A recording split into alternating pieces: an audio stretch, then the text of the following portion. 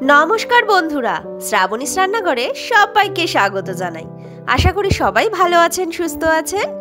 আজ আমি আপনাদের এমন একটা রেসিপি দেখাবো যা খুব সাধারণ কিন্তু খেতে অসাধারণ লাগে। ভোলা মাছের ঝাল। গরম গরম ভাতের সঙ্গে এই রেসিপিটা অত্যন্ত খেতে সুস্বাদু লাগে। ঘরে থাকে সাধারণ মশলা দিয়েই এই রেসিপিটা তৈরি হয়ে যায়। অনেক সময় ভোলা মাছ ভাজতে গিয়ে ভেঙে যায়। আজকে আমি একটা টিপস আপনাদের সঙ্গে শেয়ার করব যে মাছের মধ্যে এমন একটা জিনিস দিতে হবে যে মাছ ভাজার সময় মাছ একটাও ভেঙে যাবে না, সব মাছ সুন্দরভাবে তেলে ভেজে নিতে পারবেন। চলুন তবে রেসিপিটা শুরু করা যাক।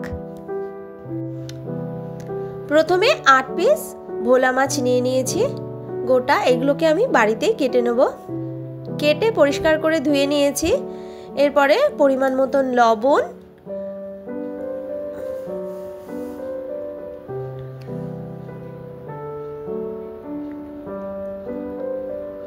আর দেব হলুদ গুঁড়ো,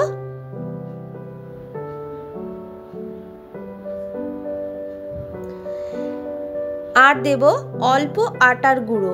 এই আটার গুঁড়ো মাছের সঙ্গে মেশালে, ভালো করে ম্যারিনেট করে কিছুক্ষণ রাখলে মাছ ভাজার সময় একটাও ভোলা মাছ ভেঙে যাবে না, সুন্দরভাবে ভাজা হয়ে যাবে। কারণ এই মাছটা একটু নরম থাকে, তাই একটু আটা মাখিয়ে নিলে মাছটা খুব ভালো করে ভাজা হয়ে যায়। 5-7 মিনিট ম্যারিনেট করে রেখে দেবো। মাছটা ম্যারিনেট হতে হতে আমি 5টা কাঁচা লঙ্কা দিয়ে কালো সর্ষে একটু বেটে নেব। সর্ষেটা বাটতে বাটতে মাছটা ম্যারিনেট হয়ে গেছে। কড়াইতে সর্ষের তেল দিয়ে মাছগুলোকে ভেজে নেব।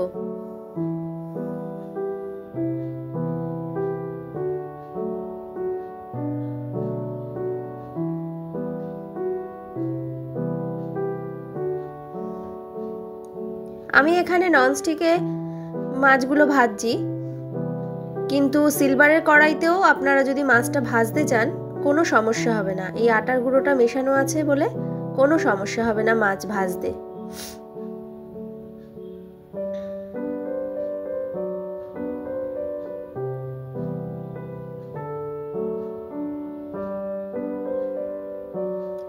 পরের বারেও মাছগুলো দিয়ে দিলাম।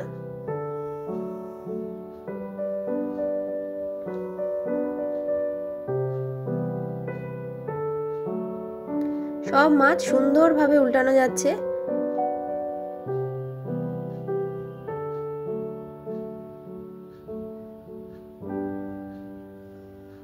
সব মাছ ভাজা হয়ে গেছে। আর একটু সর্ষের তেল দিয়ে, তেলটা গরম হয়ে গেলে কালো জিরে সম্বার দিলাম।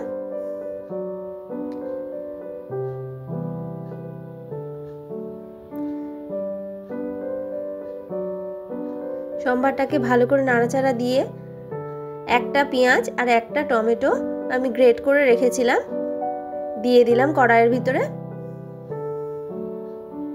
পেঁয়াজ থেকে কিন্তু অনেকটাই জল বেরোয়, পেঁয়াজের জলটাকে ভালো করে শুকিয়ে নিতে হবে। পেঁয়াজ টমেটো দুটো থেকেই জল বেরোয়। অনেকটাই শুকিয়ে গেছে। এবার আমি গুঁড়ো মশলা দিয়ে দেবো একে একে। প্রথমে দিলাম হলুদ গুঁড়ো,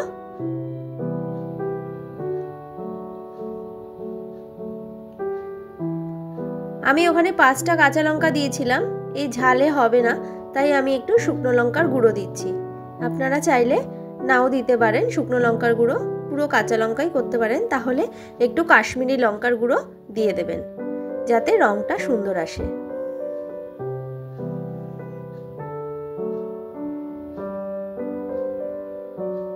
পরিমাণ মতন দিয়ে দিলাম লবণ।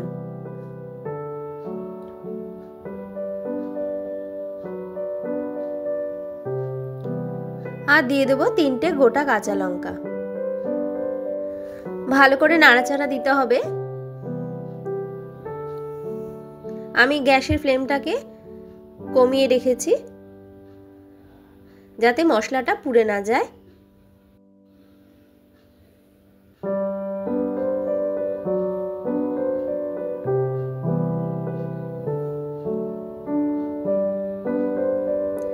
মশলাটা ভালো করেই ভাজা ভাজা হয়ে গেছে।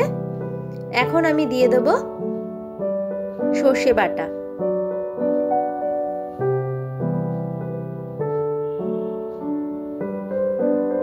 সর্ষেটা দিয়ে কিন্তু আমি বেশি নাড়বো না, অল্প একটু কষিয়ে সর্ষেতে জল দিয়ে দেবো, কারণ সর্ষে বেশি নাড়াচাড়া দিলে তিতো হয়ে যায়।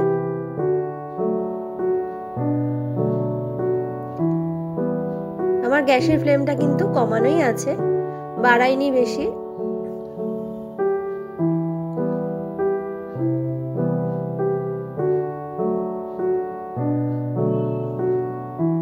বাটিটা ধুয়ে একটু জল দিয়ে দিলাম।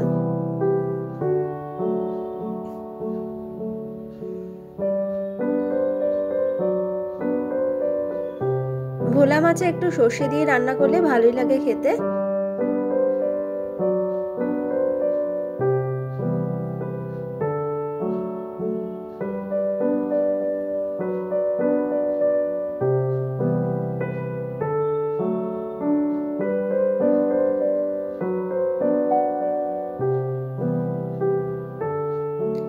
এরপরে গরম জল করে রেখেছিলাম, গরম জলটা দিয়ে দিলাম।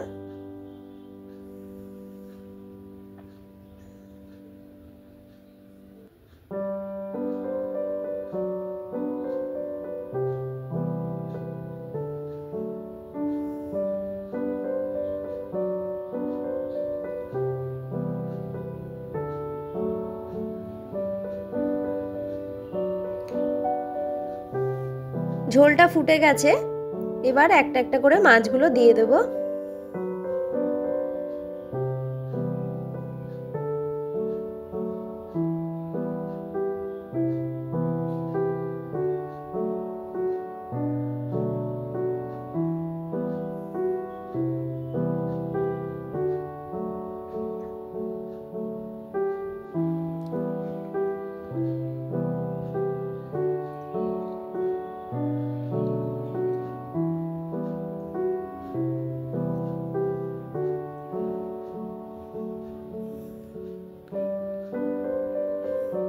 ঝোলের মধ্যে সব মাছগুলোকে দেওয়া হয়ে গেছে, একটু নেড়ে দিলাম মাছগুলো।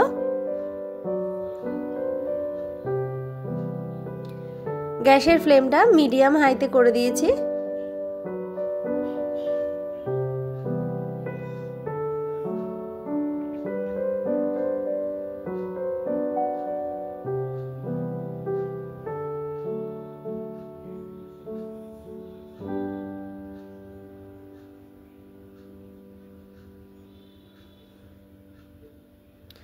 এরপরে আমি ঢাকনা দিয়ে ঢেকে দেব।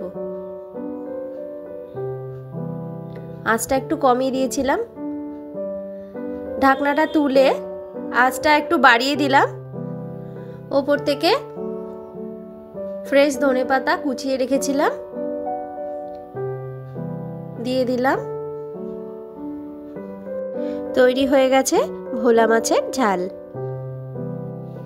তো দেখলেন বন্ধুরা, খুব সহজেই সাধারণ উপকরণ দিয়ে এই ভোলা মাছের ঝালের রেসিপিটা তৈরি হয়ে যায়। আপনারা একবার আমার মতন বানিয়ে দেখবেন। যদি ভালো লাগে বন্ধুরা, তবে একটা লাইক আর কমেন্ট করে জানাতে ভুলবেন না। আমি আপনাদের কমেন্টের অপেক্ষায় থাকব।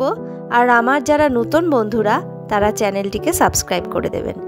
আজকের মতন এইটুকুই, আবার দেখা হবে নতুন আরেকটি রেসিপি নিয়ে। ধন্যবাদ।